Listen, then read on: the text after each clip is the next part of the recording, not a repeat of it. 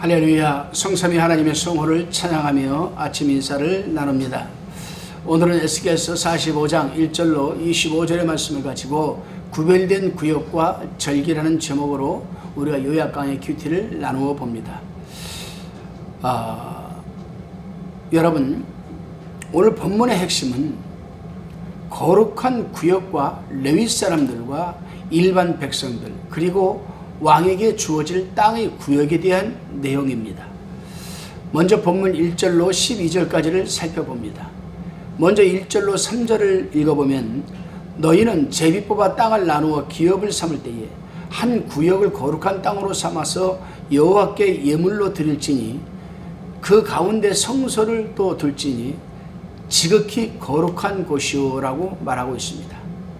유다 백성이 포로 생활을 하다가 가나안 땅으로 돌아와서 기업을 나누어 받게 될 것을 가리키는 것인데, 제비 뽑아 땅을 나누어라고 하였는데 이것은 하나님이 주신 분량대로 소유해야 할 것을 지금 가리키는 말입니다. 그리고 거룩한 땅은 성소를 중심한 주위의 땅을 가리키는 말인데, 거기 제사장들이 땅도 포함되어 있습니다. 그렇습니다, 여러분. 땅을 분배하는 데 있어서 제일 먼저 하나님의 소유지를 배정하는 것은 11조 정신, 첫 소산을 드리는 정신, 성전 중심 생활을 의미하는 것입니다. 다시금 본문 4절로 8절을 살펴보면, 성전을 위하여 구별해 놓은 거룩한 땅 가운데 일부 지역이 제사장들에게 돌아갔고, 또 성역과 같은 구역의 일부는 성전에서 수종되는 레위인들이 거주지로 분배되었고, 그리고 나서 성역 남편 땅은 이스라엘 온 족속에 분배를 해주었고, 맨 마지막에 왕을 위하여 나누었습니다.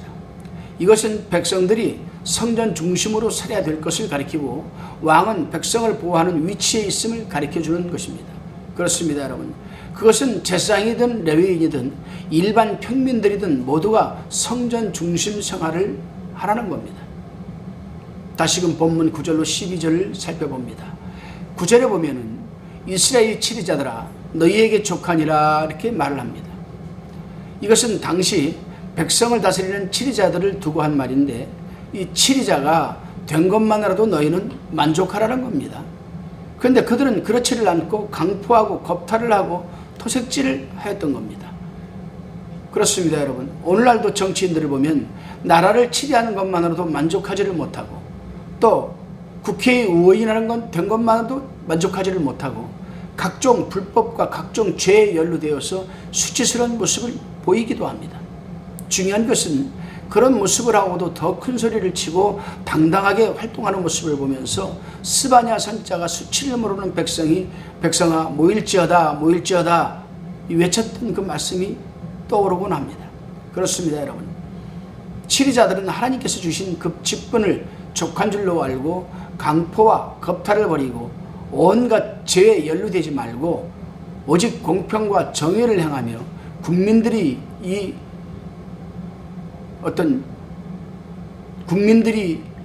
좀 편안하고 안일하게 살 수 있는 그런 법치국가를 만들어내는데 앞장을 서야지.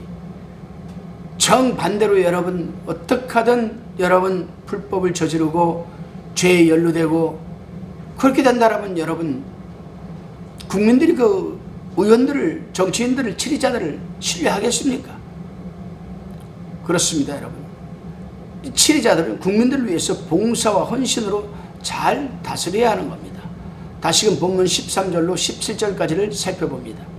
여기서는 이스라엘 백성들이 하나님께 예물을 드릴 때 밀, 보리, 기름 한 어린 양으로 드리되 양은 아무 것이나 드리지 못하고 윤택한 초장에서 자란 양떼 중에서 200마리에서 한 마리씩 바치라고 하였고, 이 예물을 하나님께 바칠 때에는 왕을 통해서 드리라고 하였습니다.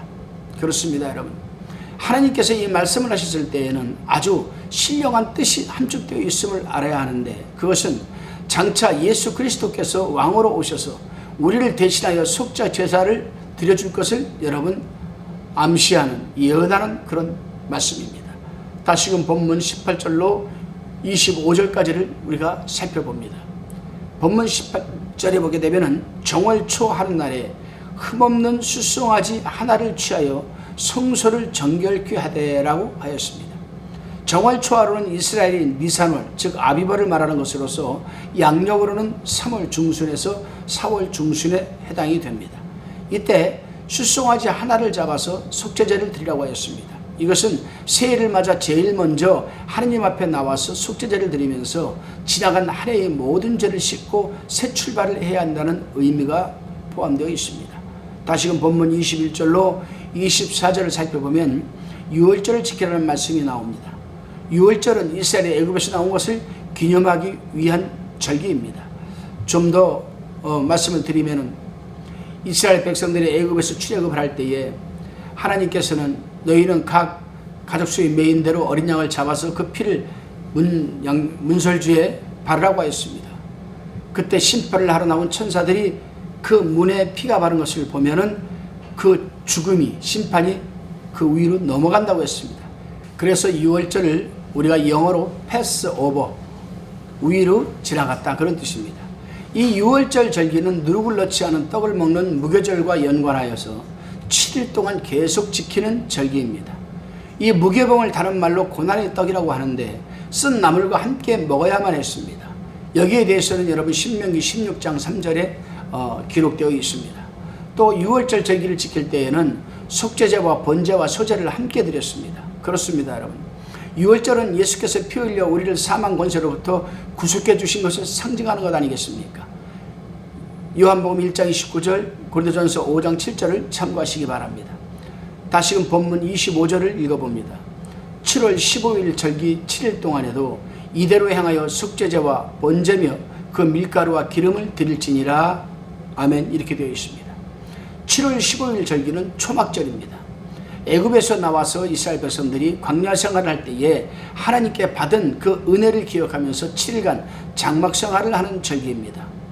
이때는 이스라엘 백성들이 자기 집 문 앞이나 길가나 광장이나 거기에가 모여가지고 여러분 산에 가서 나뭇가지를 갖다가 초막을 이렇게 대충 만들어 가지고 거기서 7일 동안 광야에서 자기 조상들이 지낸 그 은혜를 기억하는 겁니다.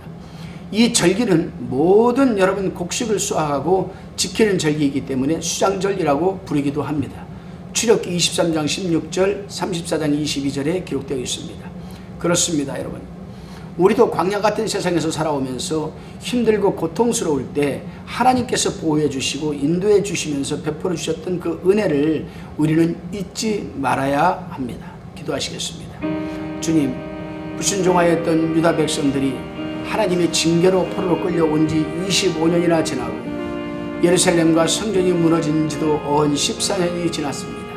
더 이상 돌아갈 소망이 없다고 여길 때에 하나님께서는 에스겔에게 환상을 보여주시고 계시를 듣게 하셔서 제비로 뽑은 땅에 성소와 지상들이 거처를 지을 것과 레위 사람들이 이 성읍들을 세울 것을 명하시고 백성들에게 나눠주실 땅에 대해서 말씀하여 주심으로 소망을 갖게 하여 주심을 감사합니다.